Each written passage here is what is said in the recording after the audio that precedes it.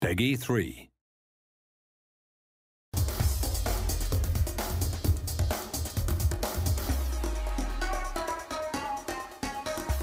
I think there was a lot of limitations in our old collision system. It was very good, but it didn't allow us to do some things that were quite difficult. So a lot of times in FIFA 11, you'd get a situation where maybe two players are running into one another, and because there's a lot of contacts between those two players, with the old system we had to pick one contact, which meant that we'd get a collision animation that did a great job of showing you that there was a collision, something happened, but maybe didn't take into account every little detail.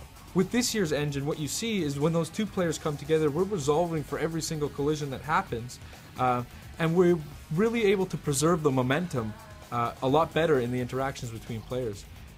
This looks fantastic when you get into the replay camera and you see all of the limbs and the parts bending and contorting as you would expect them to, like you would see on real-world TV. But it also translates into the telecam, where you really feel the difference of the game and you really feel that preservation of momentum.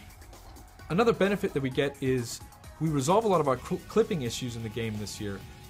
In last year's system, we didn't actually account for arm collisions at all, and you couldn't really tell in the telecam, but if you went into replay, you would notice that arms could sometimes clip through a shoulder or clip through a back of your opponents.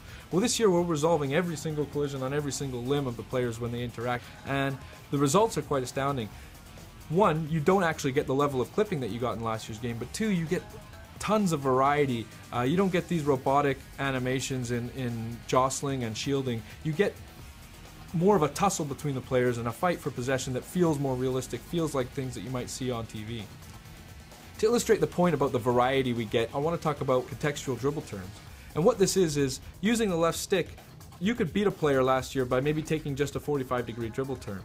But sometimes when you would do that, maybe you'd knock the ball by him and that player would stick out a leg trying to tackle you or really be in the way of where you're trying to go after the ball has passed him.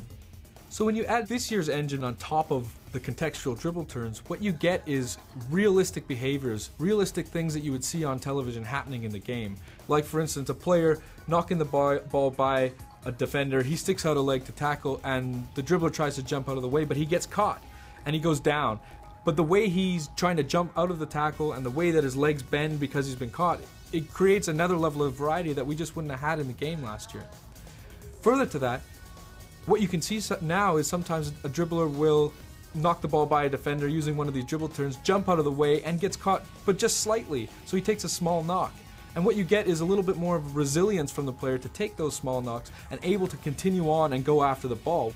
Now players like Messi can skip through those challenges, take a knock, bounce off of a tackle, and still continue on to really pursue the ball and continue the flow of the game. And it makes for a much more exciting experience, especially when you're on the ball with those good dribblers.